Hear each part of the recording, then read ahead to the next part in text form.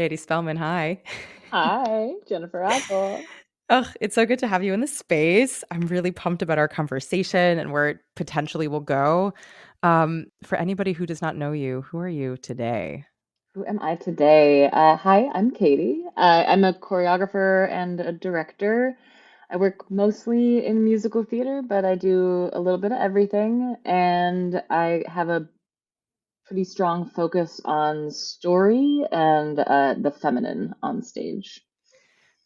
Yeah, yes, and yes, and I was like gonna interrupt you. I was like, no, we'll get there. How did you get into choreography, directing? I mean, like just like the little origin story to like where you are. Yeah, well, like many humans in musical theater, I went to college thinking I was the next Sutton Foster. So I went into Mhm. the musical theater program at Northwestern. And Northwestern has this really robust student theater community. Yeah. So I think the main stage season that the school sponsors has like six productions a year, but then there's about eight or ten independent companies on campus that are all Mhm. student run. They're all 501(c)(3s. They're all like full organizations, and they all do full seasons. So there's something like 87, 89 shows a year. Yeah. Um, and because those are all over the place and they're plays, they're original works, they're musicals, they're this, that, and the other, you start kind of like jumping into jobs that you wouldn't necessarily do to like meet people and to make Mhm. work. And that was the first place where anybody asked me to choreograph, really. Okay. Um, and I really fell in love with it. And I really started to get good at it because there weren't really other choreographers on campus. Mhm. So I got to do it a lot.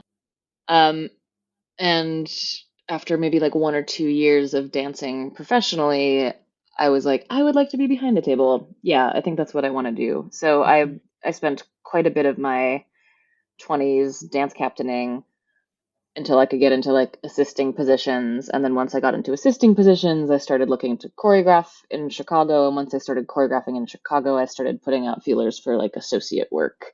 Yeah. Um, was the luckiest human on the planet and got selected to be Stephen Hoggett's associate on a show Mhm. off Broadway, which brought me to New York. And then I traveled around for about 5 years working on some of his things. I worked on the West End with him. I worked on Once, worked on a Mhm. couple off Broadway things, and then uh, stayed in the associate game for quite some time in New York while going back and forth to regional theaters to do my own work. And through a confluence of meetings and conversations and working with people, I got hired to choreograph the Notebook, which has Yes, you kind of did.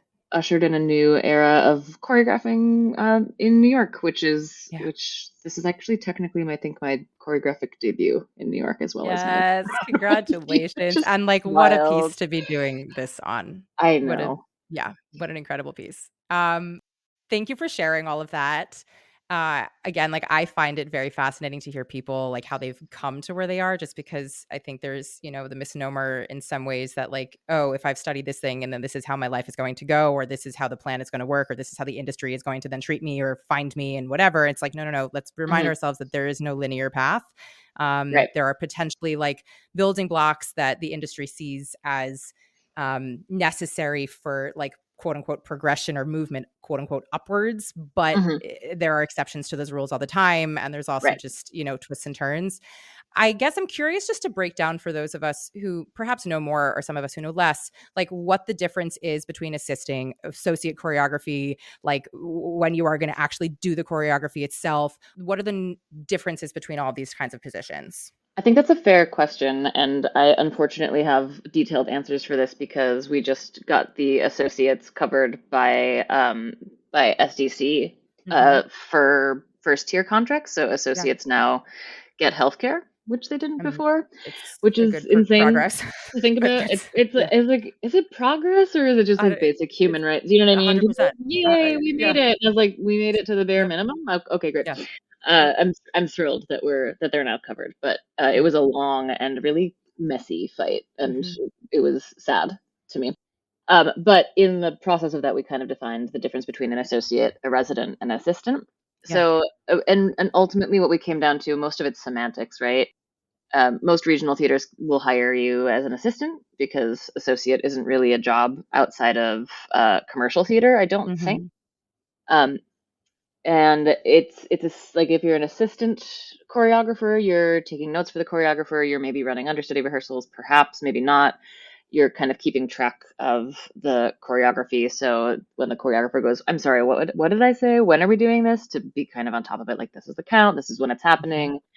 Um, and then usually if you're working at a regional theater, it's not a new musical, it's a musical that exists already. So there's just like a level of there's just like it's a slightly lighter skill set.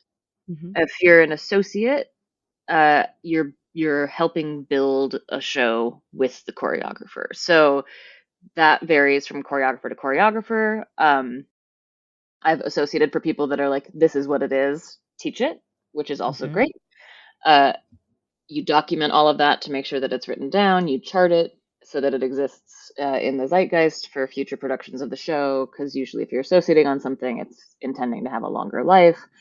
Yeah. And you can go so far as on Moulin Rouge, there were two associates. It was me and my friend Mia DeWeese, because the show was just so giant that like Mhm. we'd be in three separate dance rehearsals at one time. So Sonia would be in a room, Mia would be in a room doing diamonds, I'd be in a room doing a pitch song or something like that. We'd be kind of Mhm. shifting around. So I think associate implies a little bit more autonomy and a very high level of trust between you and the person who's choreographing the production, that you Mhm. understand their aesthetic, their style, their goals, their needs enough to kind of be able to function as a proxy for them when they're not there. Yeah. And I always think that my main job as an associate is to stop problems before they happen, which is to say, if you see somebody exiting stage left and you know they have to come on stage right in another costume in 3 minutes, to be Mhm. aware of, okay, well, if we could bring them off this way, that would be great. It would make a quick change a lot easier. And if Yeah. not, I can talk to wardrobe and move their quick change to the side of the stage. And you become a liaison basically between every department. Um, Okay. the, the, and listen, this is why I went so ham on the negotiations with SDC, but the associates are kind of the grease of the wheels Mhm. on Broadway in particular. So the creatives can kind of focus on making the giant thing, right? Like my job on Yeah. Moulin Rouge was to make Sonia Taya's job as easy as humanly possible so that all she had to do was create. Yeah. And I could be the person that was like, hey, I think we need to rubberize so and so's shoes. Can we get different straps for this quick change? It would be great if they didn't have to wear these tights here because it's making it harder to get on stage for this Yeah. moment. And to not bother her with any of that, so that all she had to focus on was what was on stage. And Yeah. then once it was on stage, it was kind of my job to, not kind of, it was my job to maintain it, to make sure that it was living up to her vision and her intention. And then it becomes a co-pro with the dance captains and the swings to start to train people to fit into that piece in Mhm. the after opening portion. Beautiful. And then if the show has a life, you can stay on as a resident, which I did for a year. Well, a fake year because it got cut off by COVID, but Mhm. you can stay on as a resident, which basically is the same job. It just, because you're not building something, it becomes like a permanent position. So as Yeah. opposed to like, I'm an associate, I'm helping to build the thing is built, you're maintaining it.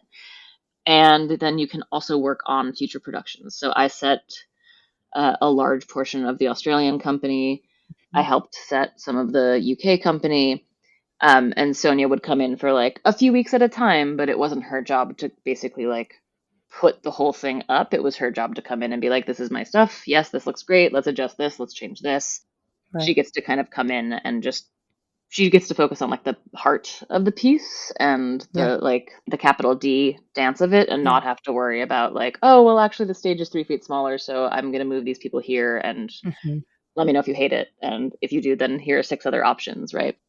Yeah. So it becomes kind of a rollout job in the best Amazing. case, Amazing. because Thank you for breaking that down because yeah, I feel like, again, there's a misnomer of like, we do choreography. And it's like, well, yeah, actually, how does this work? And who do if I am in a production, who am I, going to for X kind of question? What hmm is the, um, I wouldn't even say like chain of command necessarily in terms of status, but there's something about like, cool, I have a question about, yeah, this quick change when I'm coming off stage with this, instead of bothering this person, there is a human being whose job it is to like troubleshoot. Yeah. And now Yeah. knowing that for myself as an artist on that stage allows all the cogs to work together, Right. is really, really helpful information. Yeah. And especially on a show like that giant, it was like Sonia doesn't need to worry about where your quick change is. Mhm. Let me handle that because Yeah. she's choreographing 6 11-minute numbers, and I feel like that's where like basically like my job is to make sure her brain can do what it needs to do, right? Yeah. Instead of getting overloaded with the little stuff. Um, and it sounds like it's not a creative job. There is creativity inside of there, and because she and I had worked together for so long, there would be like really occasional moments where she'd be like, I don't know, what do you think? Or Mhm. I don't have an idea, do you have an idea? Mhm. And we could kind of like, she could bounce ideas off of me, that was my favorite part of the job, to kind of get to be Yeah. a sounding board for her. And Yeah. Hoggett did that with me as well, to be like, oh, what if it was this, what if it was this? And then I could be like, yes, I think that's awesome, and here are 6 ways that I could see that happening, and have you thought about this? Like you kind of Mhm. become the negative space for that person, to be their Yeah. sounding board, and to also kind of help them troubleshoot in whatever way they need you to troubleshoot, right? Yeah. um and Mia did the similar thing, but because the choreography was so unique and so heavy, we would like, Mia would be the person that you would troubleshoot like dancing problems onto, like, oh, Mhm. my partnering, this grip isn't working, this thing isn't Mhm. working. So we came into like a really, by the time we got to Broadway, because we've been working together for so long, we'd figured Hmm. out like a nice split of Yeah. duties where it was like, cool, if you have a question about anything that's like backstage related, like logistics related, spacing related, go talk to Katie. If you have like a Yeah. dance, a partnering, an actual like body question, talk to Mhm. Mia. You could Love ask it. either of us about anything, but like we kind of tried to make that we tried to make the chain of command really clear because the show was so giant. Yeah, And we had amazing dance captains on that show too that were really helpful in that way. But like you wouldn't be able to build a show like that, I don't think, without a giant team. for sure. And we got to free up Sonia to have a giant fuck off amazing vision, and Yeah, it was really wonderful to watch it come to life and to get to kind of help it I love breathe that. that way. But your point to like breaking it down, this was where we ran into issues with, well, not issues, but this is why it took so long to unionize the associates, is that there are only like 60 of us at a given time, Mhm. which is a really Because there's only small so group. many musicals on a commercial scale is what we're getting at. Right. Yeah, there's Yeah. only so many shows running on Broadway and on tour at one Mhm. time. A lot of those associates do both. Like they're the Right. resident on Broadway and they go out and visit the tour, right? Mhm. And then also, um, some shows have two. Some shows have an associate director and an associate choreographer. Some shows just get rid of their associate choreographer after it opens and leave everything to their dance captain. Some shows do the same thing with their associate director. Like it's an interesting like mix. So it's kind of hard to understand what that job is when, one, there aren't that many of us, and two, those of us that are doing that kind of associate work are usually working on 6 things at once, or 6 versions of one show at one time. So Yeah.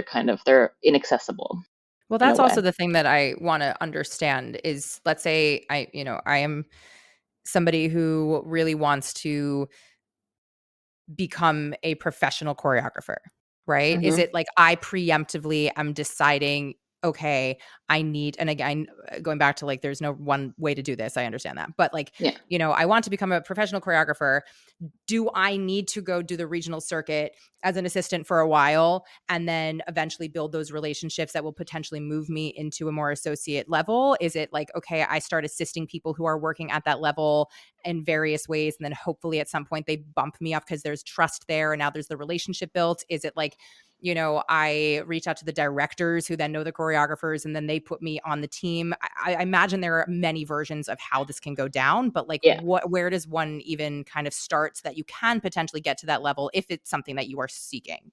Right. You just listed like three fantastic ways to go about Yeah. it, and all three of those are legitimate. And then there's like a fourth path too, of folks that are dancers on stage that want to become choreographers. Dance captaining is a good way to kind of edge your way into being an associate, because Hmm. they're not the same skill set, but they're a similar skill set. And then once you've like moved your way into assisting or associating, that is an easy pathway to kind of pave by just like letting people know, I also do my own work. And some associates Hmm. don't. Some associates really like to maintain, and it can be incredibly lucrative. Like there are people that like only work with one director all the time and take care of Mhm. all of their shows, and they make a really great living, and they're fulfilled and happy, and they have a savings account, and that's fantastic. Yeah. And there are people that And now they are, have insurance, like, the yeah, full now they on have benefits, healthcare, right? yay, or a lot cheaper healthcare because I guess they Yeah. probably were paying for it before. But now then there's like the associates that are using it as a way to kind of, which is what I was doing, was to like absorb the skill set and then also understand how like a large commercial scale production functions, and to also just build relationships so that I can kind of like, I also do this, I also do this. And I don't think that there's one direct path.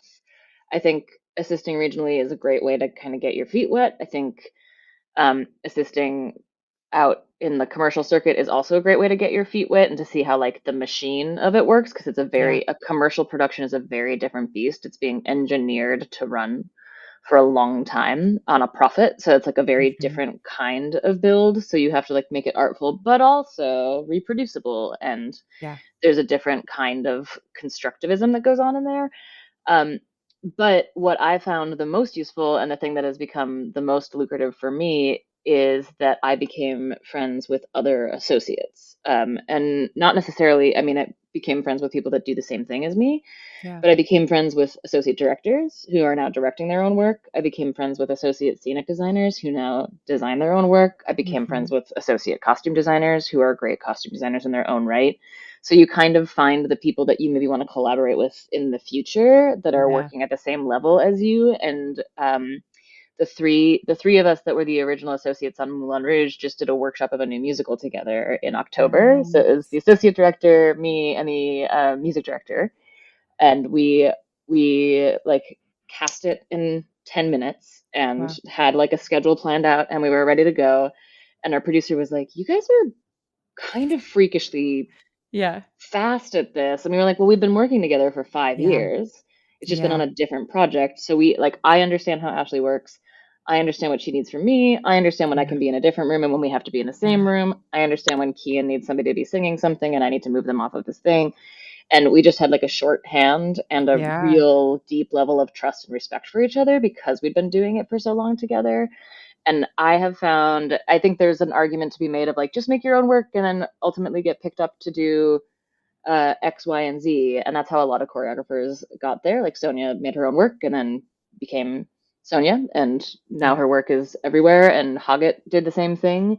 So those people didn't necessarily go through like the assisting route. And I think that's a great way to go about it. I have found in my experience, like I've really valued finding those collaborators Yeah.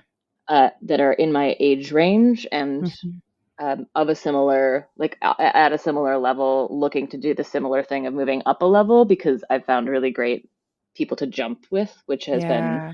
very rewarding for me specifically. Yeah. It's such a wonderful reminder of, at least in the theatrical space, and also just, I would argue, artistic spaces, or at least the ones that I want to be a part of, is the Hmm. collaboration in it, right? Like, even if you are doing a solo show, you still have a human being who's doing your lights, and you still have a human being who's doing your sounds, and you still have a human being who's giving you your outfits. Like, you're still incorporating other human beings, even at the most minimal of levels, even if you're doing something on your own, that it really does take a village. And certainly Hmm. as you are building something that is at larger scale, which a musical will be at some capacity, you will require other people who have different skill sets and or expertise that you don't, in order to make it the best version of itself. And to Hmm. find your people is, I would argue, one of the most important things that we can invest our time and energy into, and being Yeah. really curious about the people that we work really well with. I've often given this example on this podcast of just like, there's a reason Wes Anderson always works with Bill Murray, not because, like, I mean, yes, there's no one else who's like Bill Murray, but like, they have a shorthand that I Yeah. imagine when they're on set, it's just, we know how to work together. We love working together. This is something we both see the world in a similar way, that now we're able to play off each other, and the art then becomes more expansive because we like value each other's opinions and whatever it Yeah. is. you know eh, Again, it's Hmm. not like somebody else couldn't be there and giving some beautiful insight and bouncing off also, but why not find those people and work with them if you can? Right. And if you're in a creative process, being in a room with people you trust is absolutely priceless, right? And if Yeah. you're in a room with people that you can disagree with in a Yeah. friendly way, that is absolutely priceless, and Yeah.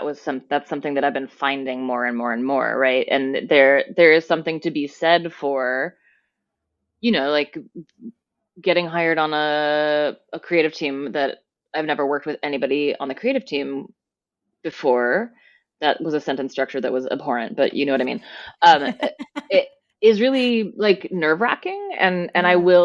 I'll say this because I'm overly honest with other people and myself, but like I'll hold back, or I won't speak up on an idea, or I won't like venture the weird idea that might lead to Mhm. another idea if I think it's gonna if I think it's gonna like lessen my foothold in this group of people. Mm. Um, and I don't feel that way with people that I've worked with on Yeah. an associate level before. So we were doing this Desert Rose musical, and I would turn to Ashley and be like, "Does it work?" And she goes, "No, but I don't really know why it doesn't work, and I don't want to tell Mm. you how to fix it, but maybe we should just like sit with it, or like maybe we should think about it, like instead of wasting time just like looking at it over and over and Yeah. over again, maybe we should just like leave it for a minute, think about it, and come back." And it was like that kind of trust to be able to be like, "I don't think I did it. I don't think it's right. I don't know how to Yeah. fix it." And for her to be like, "Yeah, you're right. It's not right. And I don't know how to fix it Mhm. either. So let's move on for now." And Yeah. that's a level of trust that you can't really find anywhere else, other than like familiarity and 100%. repetition, right? 100%. And 100%. that's where like the good stuff comes from, because you're able Yeah. to kind of be like, "Oh, what if it's this?" And then we try it, and then the three of us all tilt our heads and we're like, "That's really bad." It's a terrible idea. We're like, "Well, we tried it. All right, let's try the next thing." Yeah. Like Yeah. like being able to like hate your work with someone is really special. Yeah, no, it very much is. You're seen for all Yeah. of it and not just like the Mhm. quote unquote successes or the highlight reel. I think that's Yeah. really that is especially in the like the process of the creation rather than like this is set and this is what exists and now we have to maintain it. Yeah. This is like a different situation of growing and creating. I'm curious about the like and people find this potentially on the actor side if like you've stood by for a while or you've been an understudy for a while or you've been a cover for a while to break out of that potential um path that maybe the Mhm. industry sees you as like, oh, you're an incredible understudy and standby. We don't want to lose you because not many people can do it at the level that you are. How does one in theory break out of the associate choreography role, if that's what one is wanting to do, to then be the lead choreographer on a project? That's an interesting question. It depends. I mean, it's super circumstantial, of Yeah. course, and then this is where I'll start to talk about the fact that like gender really comes into play Yeah. quite a bit. So it's pretty common to see a man in this industry be an associate once or maybe twice, and then all of a sudden they're getting plucked to choreograph the next big thing. Um, whereas I I think I associated on 7 things in New York before I was given this opportunity, Wow. in addition to, like, a very lengthy regional life Yeah. and a very lengthy, like, I had have a very long resume, you know? Yeah. Um, Mhm. and it is I wish it was a myth, but it is 100% like I had to do twice as much to get Mm. half as far, Yeah. right? Uh, and then that entirely depends on, somebody pulling you up if you're a woman. Okay. So I really lucked out. I did Rent Live. I was Sonia's associate choreographer on Rent Live. Michael Groff and I really liked each other. My name came up when they were talking about hiring choreographers for The Notebook, and he's like, "Oh, I like Katie," and like Amazing. that's how I got the job, you know. Yeah. Um, and he was a powerful enough person to be able to say like, "I'm going to hire a choreographer with no Broadway credits," and no one was going to shake a stick at it because it's Michael Greif, right? So Yeah. and I was like given an opportunity by that person and pulled up, and it led to many more opportunities, and it made it possible for me to leave Moulin Rouge and stop being an associate. But my fate was kind of entirely in the hands of somebody more Yeah. powerful than me extending a hand and bringing me up, which I, Yeah. I guess is always how it works, no matter what. Like that's always going to be the dynamic, but it made me incredibly aware of being able to do that for other people.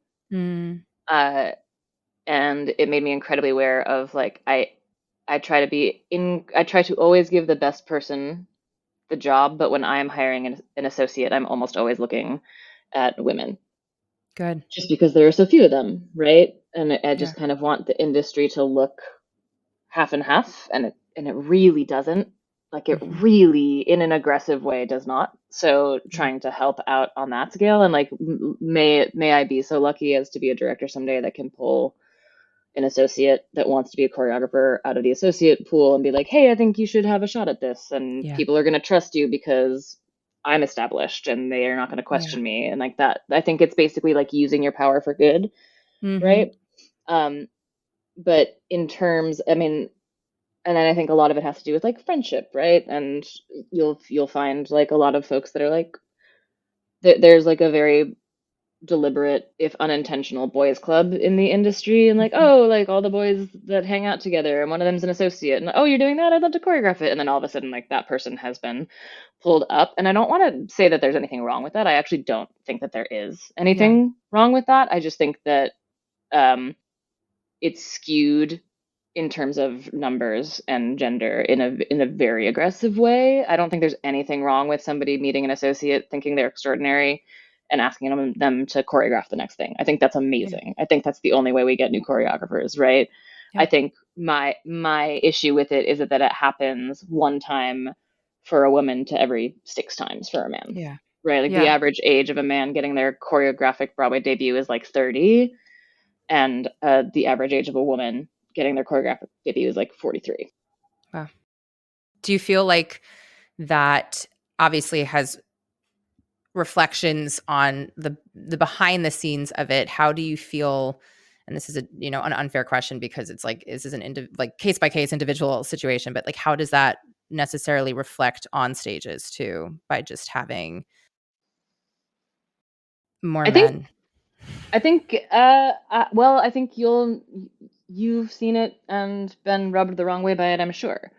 When you see there have been a slew of shows in the last few years that are female stories, like a story about a Mhm. woman with an all male creative team, like top to bottom, Mhm. director, choreographer, writer, composer, lyricist, set Yeah. designer, costume designer, lighting designer, sound designer, not one woman behind the table. Yeah. And I think it shows up on stage, and what I think is super ironic about that is um 60 to 66% of the theater going audience is women. Yeah. So to not try to cater to the majority of your dynamic seems irresponsible to me from like a financial perspective. But um, Which what I have ultimately should be the found, thing that like, is the deciding factor for a lot of these commercial shows anyway, but yep. Mhm. right, and there's something interesting about like, I mean, I can tell like when the women are just so two dimensional, you don't know what to do, and you're just Mhm. kind of like, okay, great. And then I open my program and I'm like, yep. Like Yeah. it's so transparent. And then you see things like I think The Notebook is one of 5 musicals ever with book, lyrics, and music all written by women to premiere on Broadway. And I got stopped in the street by like a group of women from Dallas yesterday that were like, "Did you work on the show?" I was like standing outside with my little notepad. Yeah. And I was like, "I did. I'm the choreographer." And they just like they gushed and they were like, "We flew here for this." And Oh, we planned a girls trip and it was like 7 of them, and they were like, we loved it, it was our favorite thing we've ever seen, we're coming back. yes. And it's that thing of like, cool, but like all the women on stage are they're multifaceted and three-dimensional, and they're people. you Yeah, know and then the majority of your audience can connect to those people, for and I sure. think that should just be like the bare minimum, right? Is to at least make sure you have half and half behind the table. Yeah. Um, I started doing this thing on Instagram this year that I think my friend Whitney and I might turn it into like an actual account next year. But I just started doing a thing this year where after a show opens on Broadway, I post the gender breakdown of the creative team the next day Mhm. just to kind of show it. Um, because I think anecdotally people are like, oh, I know a female lighting designer. Oh, I know a Right. female scenic designer. But I post it every morning after, and it I think there's been one that's been more than half, And I've had a lot of folks kind of responding and being like, "I don't think I knew it was this bad." And I'm like, Yeah, "Well, of course you don't, because why, like, yeah, who reports on that, right?" yeah, And I don't think that it's anything that anybody thinks about. I remember getting really grumpy about it when Hamilton was getting lauded for, like, incredible diversity on stage, which 100% amazing, yeah, thrilling, game changer, all male team behind the yep, table. And I was like, yeah, you know, the first thing a woman sings in that song at the solo line is about being useless, isn't it? Or hopeless or helpless, whichever. And I'm like, okay, that's not great, yeah, and you had one woman behind the table, there might have been some tweaking that could have been useful, right? yeah. To just be like, oh, okay, and have like a running joke with the theater that I work at in Chicago as a director all the time. And they're like, well, what's your pitch? What's your pitch for once? And I was like, my pitch is the woman is a person. And then I'm gonna direct once, and then doing Music Man Yeah, there in a few. And they were like, "What's your take on Music Man?" I was like, "My take is that Marianne's a person, and then I'm gonna I love direct it. Music Man." Like, I don't know what to Yeah, tell you, but this yeah, like every woman in musical theater is written to be like at two-dimensional. service. Yeah, or, like, of service to a man or yeah, Yeah, 100%.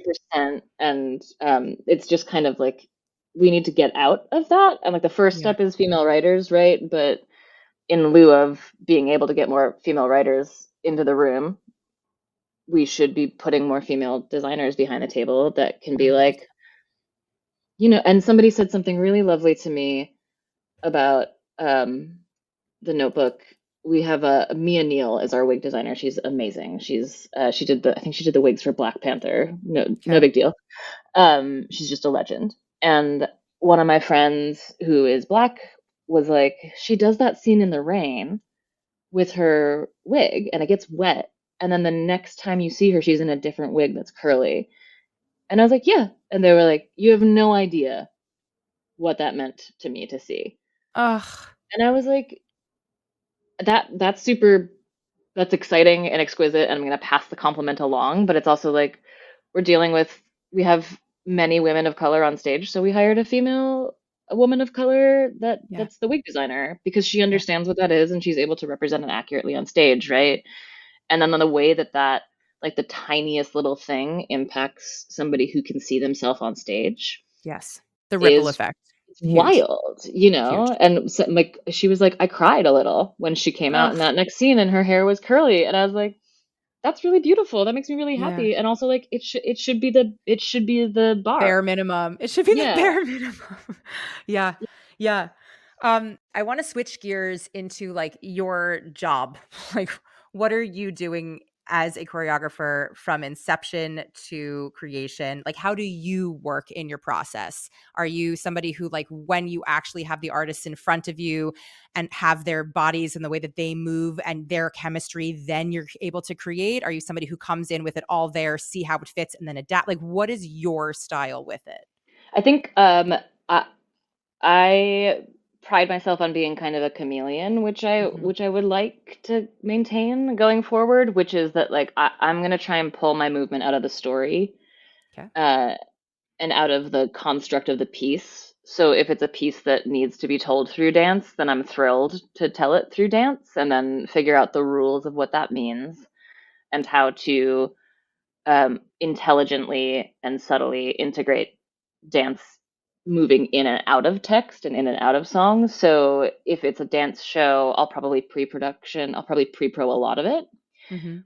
friends or with bodies, and then I'll go into the room, set it on the bodies that I have, and if it doesn't work on the bodies that I have, then adjust and Yeah. change. I always try to leave room for um, individuality and collaboration. So if I'm going to choreograph a number, I'm never going to choreograph it fully. I'm always going to leave a little space for like, and then we Yeah. should come up with something here that Mhm.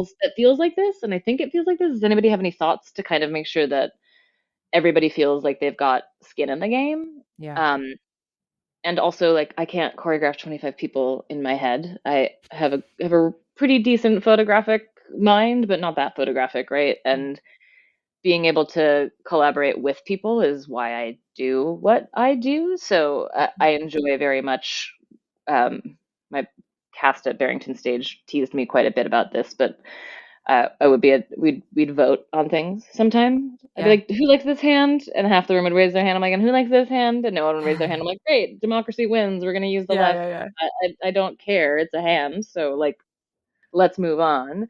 Um, so if it's like a big dance show like that, I'll definitely pre-pro it in the room. If it's something like Notebook, which has arguably no dance in the play, but has a lot of story through movement and Mhm. staging, uh, Shelley and Michael and I did a lab together with bodies. Some of whom were the folks in the show that were available, and some of whom weren't. And we just learned a lot about what works and what doesn't, and then went Yeah. into Chicago kind of with that idea moving forward. And we tripped and stumbled a couple of times, or I did. They don't trip and stumble; they're fucking amazing. So like a couple of times, I'm like, oh, I don't know if that worked. Oh, it felt a little bit like too much. Oh, it was a little too on the nose. But we kind of figured that vocabulary out together as like co-editors of Mhm. bodies in the space. And and then that would be like I interfaced with Becca a lot and Ingrid a lot to kind of ask because they've been writing this show for 10 years and like, yes, is Yeah. that how you want it to feel? Is that how it's supposed to feel? Does it look the way you wanted it to look? Or does, Yeah. and that kind of thing. And um, so a very different process. And it's not a dance show and there are not dancers in the show, which is a really fun challenge for me. Um, and then you have the ones that are kind of in the middle where you'll have some dancers and non-dancers and you have to kind of like Yeah. arrange. I think that's just kind of about meeting the people in the room where they're at. So many people, I think, have been harmed by a choreographer in their time or like scarred by being told that they can't dance. My friend Julia told me I'm this. one of them. I'm totally one of them. Everybody's had it's Very much one of them. unconscionable to me. My Yeah. friend Julia was telling me about this audition that she had for Kinky Boots where the choreographer literally held up her headshot and yelled at the director in the room and was like, I can't hide her. And I was like, that's Yeah. unbelievable to me.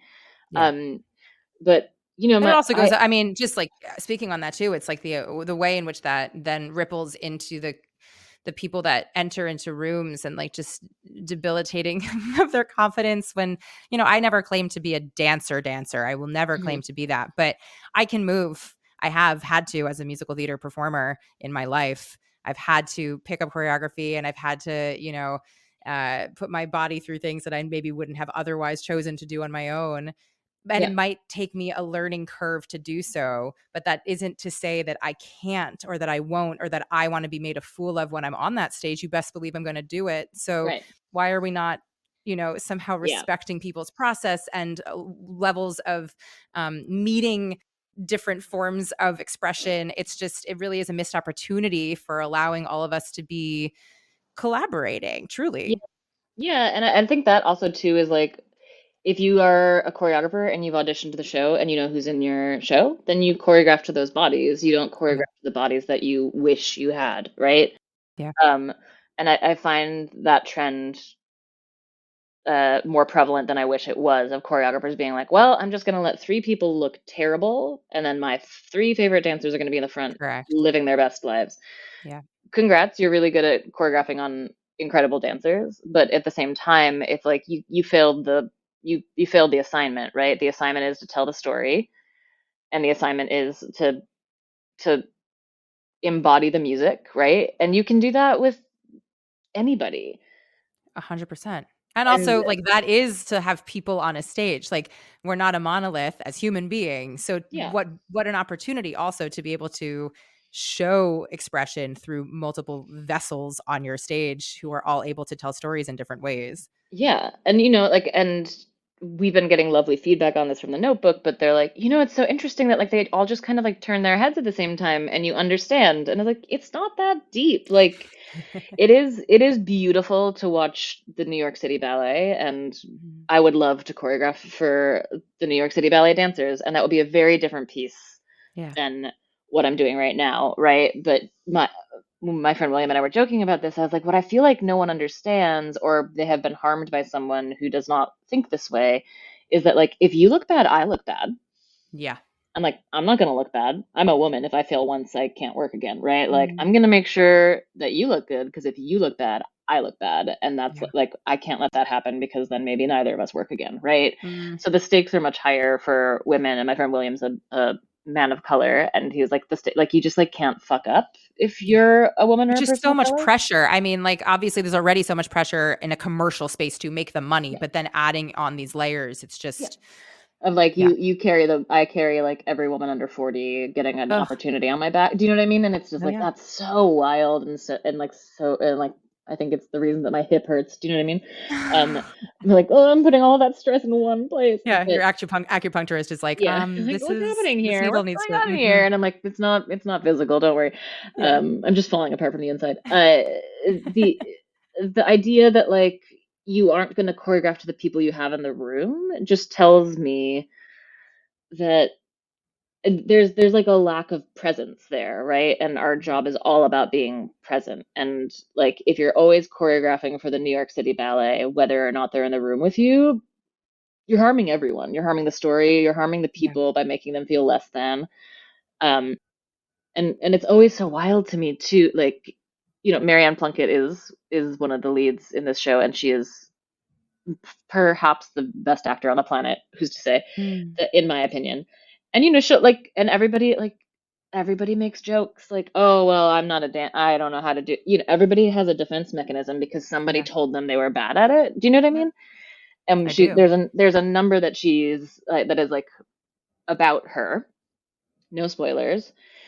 And she's like, "Well, what if I do this and what if I do that?" And I was like, "Marianne, literally anything you want, and I will move the bodies around you. Like this is a Yeah. number about you and your experience, and like Ugh. I will move them around you, and that's What fine. a And if you gift want to you're feel giving her there, too, though, for learning to reclaim what has unfortunately been told or taught and yeah, then integrate it into her body and mind and heart and spirit about the way in which she is as an artist. So what an opportunity. I yeah, just want to offer, like, you're giving healing by allowing somebody their autonomy in space and recognizing that they're able to take up that space. right. It's a Which gift. I appreciate, and then like this recurring theme in our conversation, it also feels like the bare minimum to me. Do you know what I mean? Like it doesn't feel 100%. like kindness to me.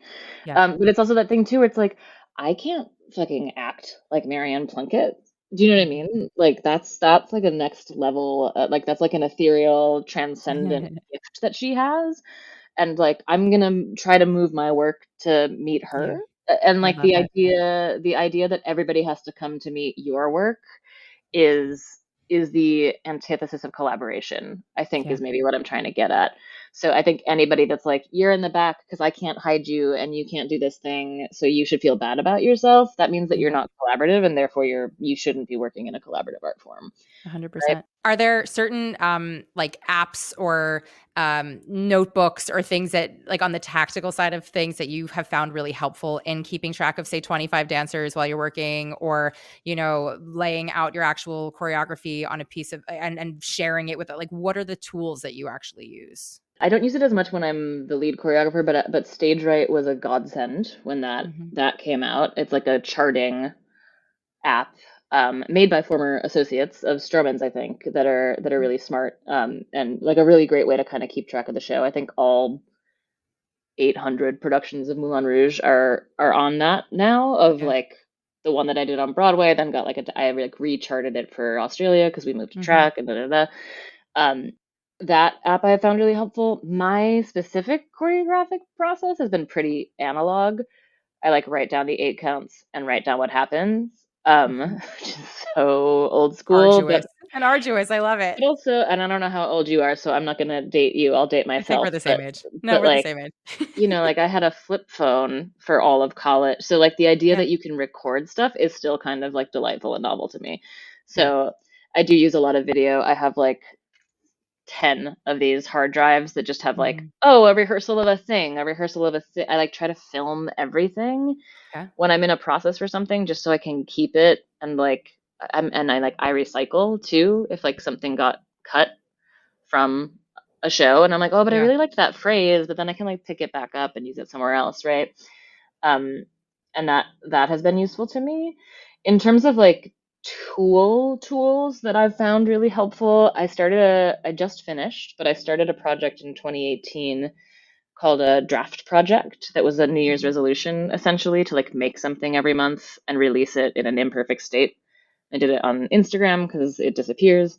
Yeah. Uh, and I meant to do it once a month for the year of 2018. And I wound up finding it so effective, and it's like energy bleeding into my work so much that I did it for 5 years. Wow. And I just spent the December, I think, of last year was the fifth year, and I finished it, but like made one every month for 5 years, and like released it undone, like unfinished, which Mhm.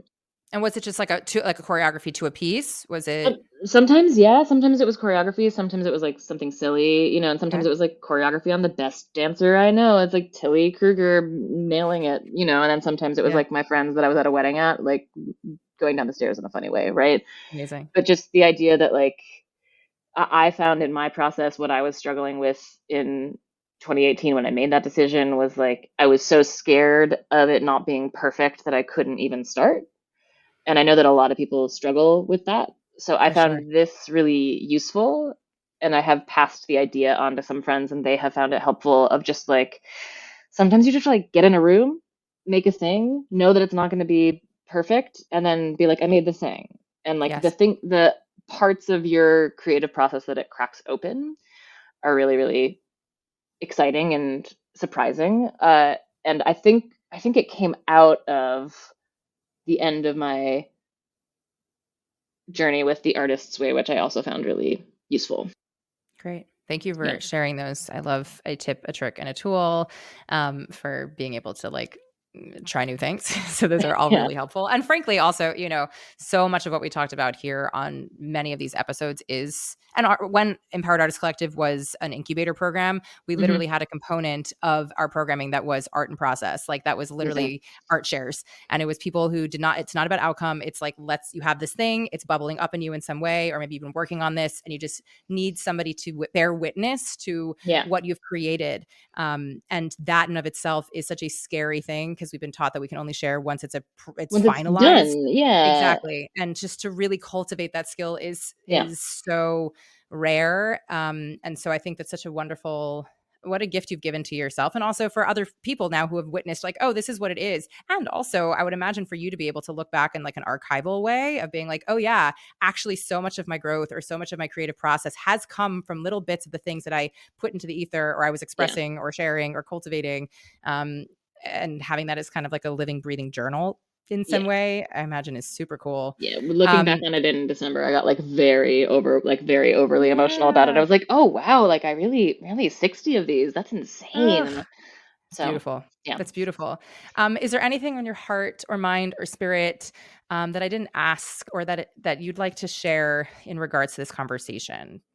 No, it's so lovely to talk to another lady creative. It's so Thank you. nice to be able to kind of have a honest conversation about like what's going on in our industry, and to know that Yeah. it's like getting better, but it's getting better at a really slow pace, and that can Yeah. be frustrating. Um, no, the only thing on my heart right now is kind of what we talked about, is somewhere in the middle of this, is just that it's like the every time I get slightly more, I guess, quote unquote, we could say successful, because I don't really know what that means, but like No one knows. Yep. every time that happens, I try to figure out, is there a way that I can use that to help pull someone else up?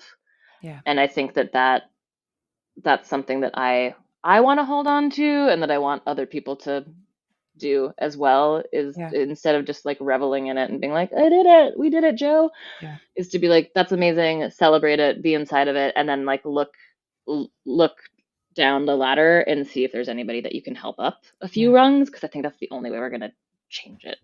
For sure. And also that your success is my success. Like Always. the actual, and again, that word is so, yeah, I've been trying to debunk that for as long as I've been doing this and I don't know what it means. I beyond. think of that like Jennifer Lawrence meme of just like, what do you mean? What does that 100%. mean? A Yeah. 100%. But it really is like, if the people that I am values wise aligned with are doing the work and finally being seen in the rooms and are finally being hired to do the things, then that Hmm. is showing me in some sort of way that the rooms are slowly becoming more primed to people like myself or Yeah. others like myself who are also in the same sphere of we are value aligned with the kind of work that we're hoping to be a part of. And so Yeah. that's, and also just getting away from the scarcity mindset of it all, that like, yeah, there are Yeah. real logistics around like there are only so many positions at this current juncture in time, but also we've been fed the narrative that there really is not enough to go around, and to sit in the smallness of that rather than embrace the fact that like, okay, sure, the system that we are operating in right now is flawed and broken, and in order to eventually hopefully shift it, we have to start, yeah, Yeah. pulling each other up through it in order to make the difference slowly, although we wish it were faster. Yeah. um We'll Very, always very, wish it very was faster, you know? 100%. But I'm so yeah. grateful to you. I love the fact that you see the world so honestly and you are not afraid to call it out. It could easily be the case that you are in this position now making your like choreography debut on a Broadway commercial stage, and because of that you don't want to say anything that could potentially rock the boat in any way, and you want to sit down and be quiet and just be really appeasing of all of the things. And I really think that frankly what is going to continue propelling your career is the fact that you are somebody who is unafraid to say the things that need to be said and are looking out for those people who are around you, and is willing, you're somebody who's willing to like be like, huh, I don't necessarily know, are there other people who know also, and we can collaborate together. Like I just, the humility Yeah. in that and the self-awareness in that and the um putting down actual feet and stakes into knowing what you are and how you operate in a room, I think is something so incredible. Thank And so you. thank you for the work that you do and how you do it. Exactly what those women who stopped you on the street have said, which is this really impacted us. And to Exciting. know Yeah. for me as a woman that there are many women, frankly, behind this story telling that in a very specific, purposeful way Hmm. is impactful, and you can feel that. Yeah. I'm really excited for you in this journey. Thanks, Congratulations. Jennifer. Thank you. So thank you so much for all that you do. Is if anybody wants to work with you, find you, reach out, have questions, what within your boundaries is the best way for people to reach out to you? Yes, you better ask me about my boundaries. Absolutely. I have found that the best way to reach out to me and to get in touch with me in a creative aspect is Instagram. Okay. I just find it like the easiest way to my email inbox, I feel like, is for business.